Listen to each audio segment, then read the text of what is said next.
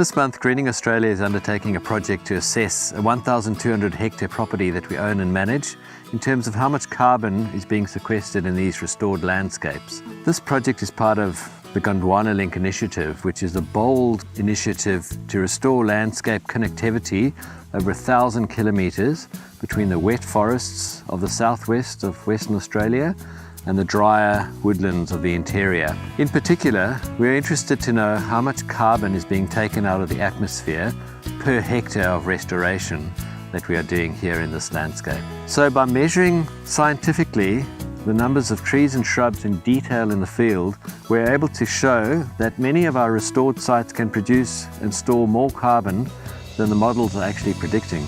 Hi, g'day. My name is Tim Moore and I work for a company called Biodiverse Carbon Conservation.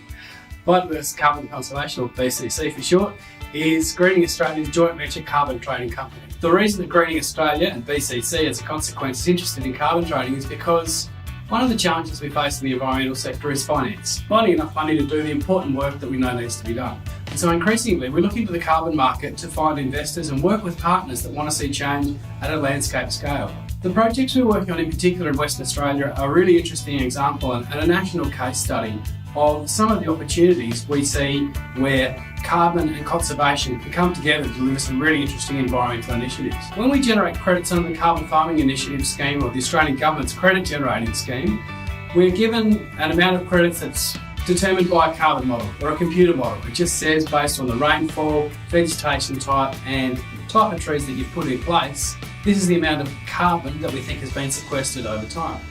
We know that that model is very conservative and it doesn't actually truly tell us how much carbon has been sequestered by the vegetation that we've put in place on that property. And so we've spent an extensive amount of effort going back and field sampling, according to the Australian Government's rules for sampling, how much carbon has actually been sequestered in the last few years by the trees that were planted. And what we've seen is dramatic. Our field samples have shown up at least 30 or 40% more carbon than what the Australian Government's computer model suggests. Therefore, the amount of revenue we generate, or the amount of credits we generate, and revenue that flow from the sale of those credits has increased significantly, and that puts us in a position where we're better able to value conservation outcomes. And so, because we know our projects deliver more carbon than what the models suggest, we're able to have a better understanding of how to finance these projects going forward and give investors a greater level of confidence and certainty into the outcomes we create.